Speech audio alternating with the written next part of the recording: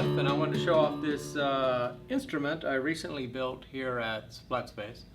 So there's a traditional Brazilian instrument used in capoeira called a Berimbau, which uses a long stick like this and a steel wire from a car tire and a gourd as a resonator. And I heard that and said, that sounds really, really cool. So I want one of those, but of course it has to be electric. So I got this ski, which actually was belonged to my wife when she was 15. That was a long time ago. And slimmed it down, shaved out the middle so it would have a, more even curve. We've got a box here. It's actually shielded on the inside with copper foil. It's two pieces. I'm not going to take these O-rings that hold it on off because then it'll fall off. But it's 3D printed. In here is just a bobbin, a standard round bobbin. It looks a lot like a sewing machine bobbin. I couldn't really find one like that, so of course I just designed and printed one.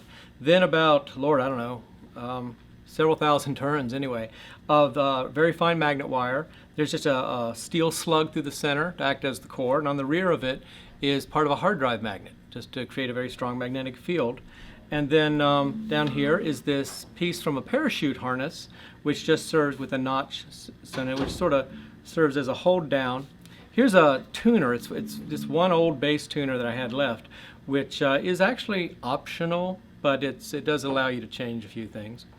And then of course the standard 1/4-inch jack, and there's a pot here and here with these 3D printed knobs, which is a volume and tone control. In case you're running more than one thing in the amp, you have a volume control. And then of course this strap here, this is just the grounding strap that runs from the grounding on the box to the ground on the bridge, because that completes the actual circuit. Then here it's got a ring on the top.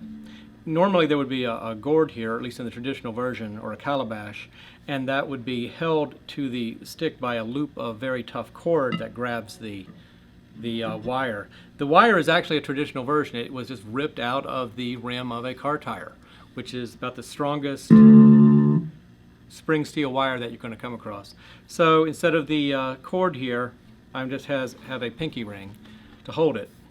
And it's still a rhythm instrument. You can just play, rhythmic backgrounds like, and do different patterns on it. Traditionally you would have this as the snare, in which you could play with a buzz like. But as I found out, once you start doing stuff, since it's an electronic signal now, once you start doing things like, say, chorus effects, you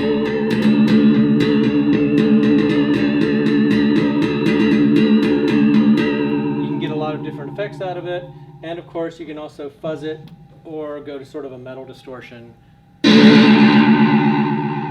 And today when I was at DSA, Durham School of the Arts, demonstrating some 3D printing and showing that sort of inspired this one kid took a glass stopper off of a traditional apothecary jar and just started doing this amazing shredding up and down the string with it, doing this sort of metal sound. It was amazing.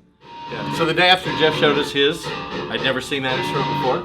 I went to the Trosa yard sale and they had a single ski for $4, and I thought, what? Who would put a single ski that was broken at the top? And so I'm following in his footsteps, and just put a little wooden tuning peg in here to start with. So there's nothing to it. But